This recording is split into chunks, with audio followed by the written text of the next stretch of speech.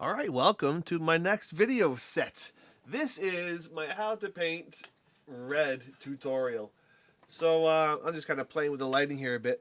Um, let's talk about red. Red is it's one of the hardest colors to paint. Definitely one of the hardest colors to master. I have been painting red pretty much since I started with 40K. Blood Angels were one of my first armies, and I consider myself a master of red. All of my armies that have won best painted have been Blood Angel armies, and I've painted hundreds of them. Lots of red.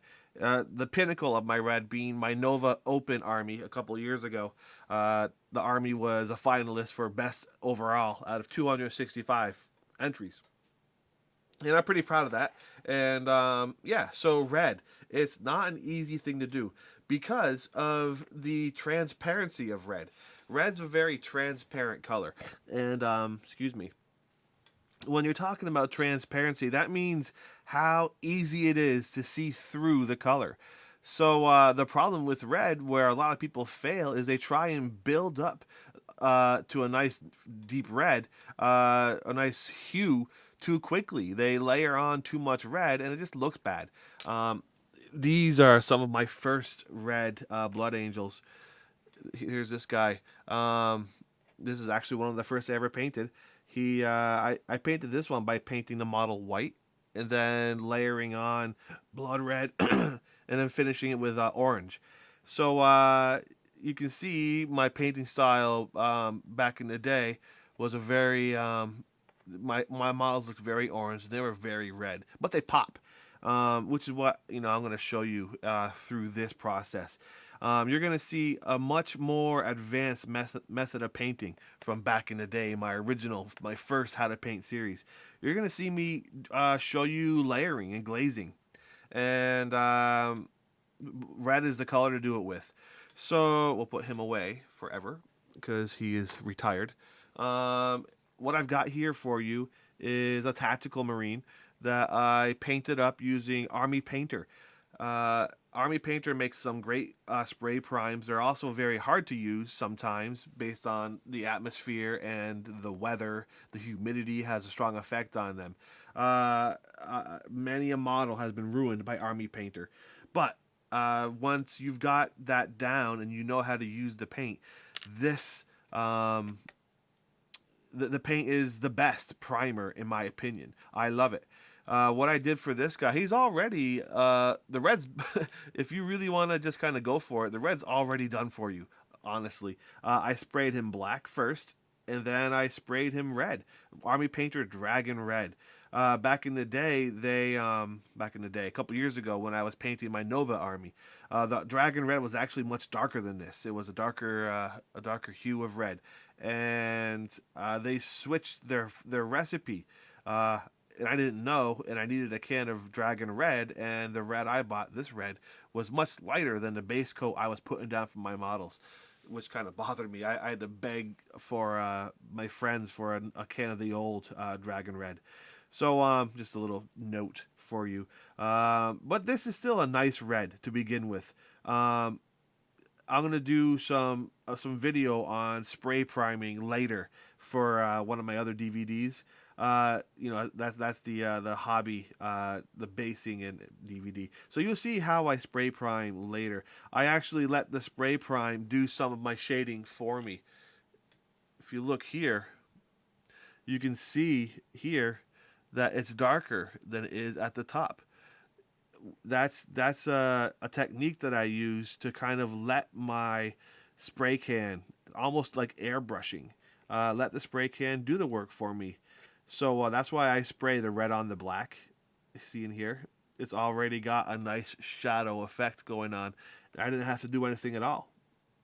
Now all I really have to do is coax the contrast out of this model. We're gonna work on uh, glazing. We're gonna mix some red with glazed medium to make it really transparent, and we're gonna glaze multiple layers over the edges of the armor, which will really make the red pop out, while at the same time we're gonna wash in some shading to the recessed areas, which will create a dark versus light contrast. And as I'm going to say 1,000 times throughout this DVD set, when you have contrast, it's the dark pushes the light forward in space, and that creates what people like to refer to as pop. My models since the beginning have always popped because I use that contrast idea. The dark and the light next to each other. The dark pushes the light forward in space. That makes your models pop. So enough of that. Let's get started. What you're going to need. It's not labeled, I know. But I've got, let me zoom out a bit here. I use these mixing bottles, which I'm going to show you in my hobby DVD as well. But this is Mephiston red. I'm going to show you all my reds. I've got corn red. I've got some blood red. My last pot of blood red. This is it. Blood red is my favorite red, and when it's gone, it's gone. So I have to learn how to use the new reds. I've got Evil Sun's Scarlet. What else do I have? I have Bloodletter Glaze. Wazdaka red. Wild Rider red. I have all the new G-Dub reds. But also I've got some P3, some Privateer Press paints, which are nice in their own right. We've got Bloodstone. We've got Sanguine Base. Where are you, Sanguine Base? I was just making a mess over here. Now I've moved my stuff around. So if you want to go out and get these things before you start, this is Kador Red Base. Where's my Sanguine Base? I don't know. It's around somewhere. Oh, there she blows. Last Bane Gray. Did I put them up high? Can't see. We're going to use some Vallejo Glaze Medium. A lot of it, actually. Get yourself a big bottle of it. You can get Glaze Medium at an art supply store by the big bottle. That works fine. This is what we use to thin our paints down. And we're going to work with that translucent quality of red. Carrollburg Crimson, which is the GW shade. Their wash. Probably use some of the Nuln oil. When it comes to washing at this point, I'm not really differentiating between the old and the new washes. You'll need some black. I'm going to use up my old washes, kind of interchange them with each other. The older red was, what's the old red called? Ball red. They're one and the same as far as I'm concerned for this purpose. What else do we have? That's about it for the color. Oh, squig orange. We'll use a little squig orange. It's a whole lot of color to paint one model, but we'll see. I probably won't get too into the P3 paints for this model. I'll save them for my Kador. I'm doing a Kador mechanic, but you should get them because they are nice reds. So yeah, I'm gonna put all these paints back over here for now, and I'm gonna get started. So okay, so we're gonna do this is gonna be a good set for you. You're really gonna enjoy this. I've never used this Bloodletter Glaze before either. I'm kind of excited about this. We'll see. This will help with the translucent quality. All right, well, let me pause this off, and I'll come back in a few. All right, here we go. We're gonna get started on this. The first thing I'm gonna do is prepare my surface here. I use an old T-shirt as a drop pod, as a paint dabber to help kind of keep my brushes clean and keep the paint out of my mouth, and as a resting spot for my my hand as well. I rest my hand on the to protect my hand from the corner of the table. So I've also got my little palette here upon which I can mix. So what to do first? Two things kind of have to happen. Well, actually three. Before you can really start, you always miss little bits that you forgot to clip off when you clean your model. So do one last double check and cut off any flashing or bits that are still on him. I already shaved a bit off his toe there, and you're gonna cut off some of your base coating, but that's okay. That's not a big deal. I use my X-Acto blade for this.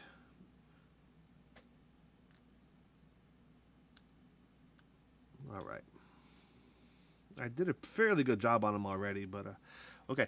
So the first thing I'm gonna do with this is start with a little bit of a shade. I think, yeah. This is gonna be a short video, I think, huh? Oh, I found my reds. They were in my little travel kit. The brushes I'll be using. Here we go. Like all my painting, I've got a Reaper Kolinsky #2. Reaper Kolinsky Sable. It's a Russian fox. I love saying it's a Russian fox. It makes me happy. So I've got a Reaper Kolinsky 10-0. And I've got this one. This is a Raphael. This was recommended to me by Goat Boy, actually. Raphael. Oh, my bristles are messed up.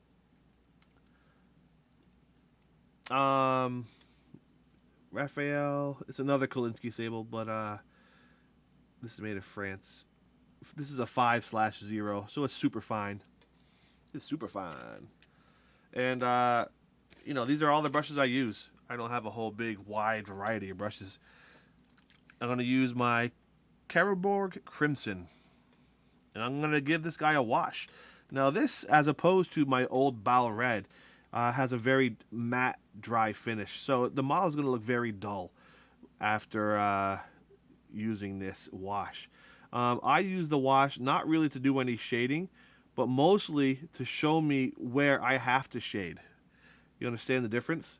So I put the wash on fairly thin, and it will settle into the recessed areas and create some shading. And this is one of the biggest mistakes that people do when they get these washes in their hands, these G-Dub washes. They just lather the wash all over their models. And the problem being that they try and make up for lack of painting by lathering this stuff up on there, and it just looks sloppy and ugly and bad. So you got to be careful how much of this stuff you use. Don't allow yourself to give in to the temptation of lathering it on.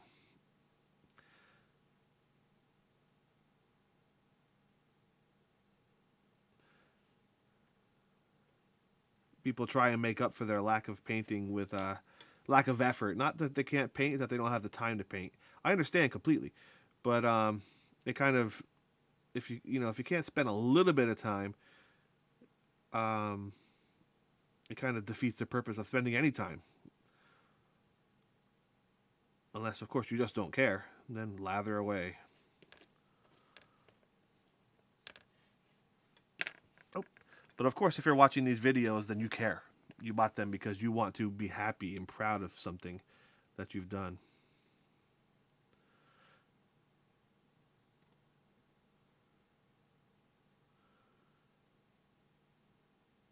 This new formula of wash that they have is a little bit better than the old Crimson in that the old Bal Red. It seems like to me like it flows easier into the recessed areas. So I'm kind of a fan of the new. I gotta say that GW did good with their new paints. Um, I haven't gotten into all the basing paints and all that, and I never will. But as far as these washes are concerned, I'm a fan, and their new colors. Well, no, scratch that. I'm not a fan of their new reds. I miss Blood Red. There was just something about it. The way I painted, coupled with the quality of Blood Red, this translucent quality, they worked well together. And I gotta say, I miss Blood Red. And when I finally run out, I will be sad. The thing to remember with this is that if you really want to don't let it bubble up. See how I let it pool here? I let it pool on his leg, and I got kind of a water effect here, and you don't want that. That's bad. That's the problem with lathering it on too much. It pools up and makes a mess. All right, so we're gonna let him dry.